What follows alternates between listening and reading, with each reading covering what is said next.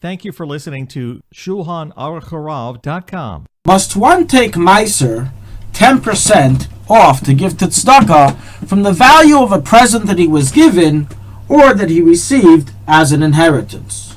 So we are all well aware of the great mitzvah and custom of tzedakah to separate 10% from our earnings and distribute it to aniyim, to poor people, and to meisters of tzedakah. And the question is, what do we do when we get presents or inheritance items, which occurs in various stages of life? By a wedding, by a bar mitzvah, a baby present, receive the Yerusha.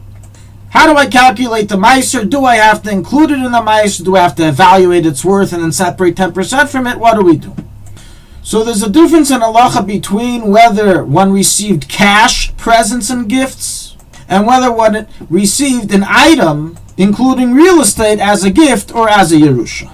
So let's begin with cash. If you received cash as a present or gift, then the mitzvah of separating Maaser from one's income applies likewise towards this source of income, which isn't a present or gift. And the same applies towards money that one inherited. So rules regarding a Yerusha, the Shloah and Meseches Megillah, page 262, in the Al Yerabin Shulchan Aruch, chapter 156 in Orach Chaim, Pizchei Tshuva in Yerodei 249, the Chidon Shirei Bracha, the Chafetz Chaim in Avas Chesed, and other Paiskei Zmanenu. And the same halacha applies regarding a matana, regarding a present.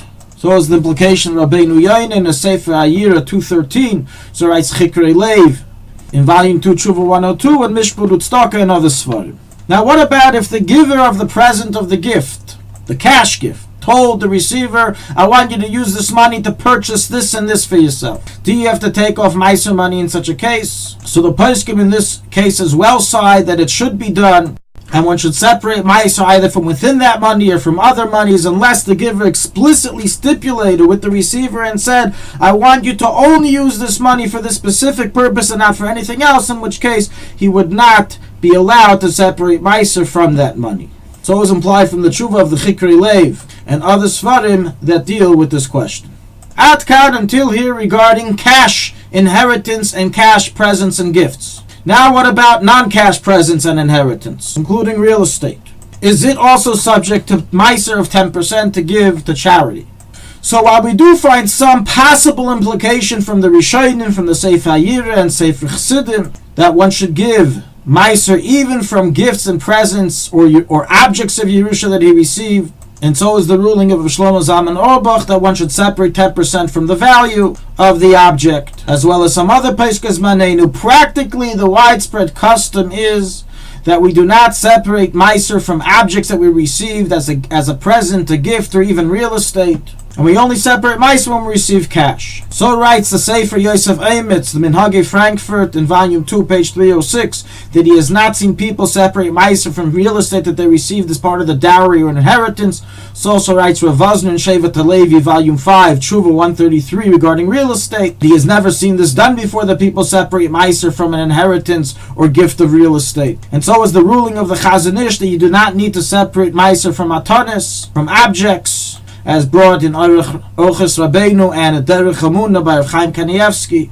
And practically, so is the minhag, and so is the halacha, that from objects you do not need to separate Maaser. One of the reasons explained in Orchos Rabbeinu is because the whole mitzvah of Maaser, of giving charity, is specifically from money, from cash. And one has no obligation to sell items that he owns, including a home, for the sake of tzedakah. And therefore as well, one doesn't need to separate tzedakah from these items. Nonetheless, all the above is when one uses the house, the real estate, the object he received as a matana or as a Yerusha for personal use. If wherever one sells it and makes money, then on that sale he must separate Maaser from his earnings.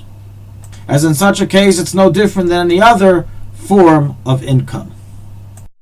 To summarize this halacha, cash gifts, cash inheritance, one is to separate Maaser from, unless the cash gift was given for a specific purpose, to purchase something, and the person who gave it said, use it only for that and for nothing else. Gifts of objects and inheritance of objects is not subject to Maaser, unless one sells the item, in which case, when it's sold and it receives money, he takes 10% from the sale, from the profit. Thank you for listening to ShulchanAruch.com. Our free services of making Torah knowledge available to the public depends on donors like you. Please help us continue our work through making even a small contribution at www.shulchanaruchharav.com under the Daily Halacha Dedication section or in the subscription page. Also, check out our online courses and many sefarim available for purchase that will both enhance your Torah knowledge and help support our work.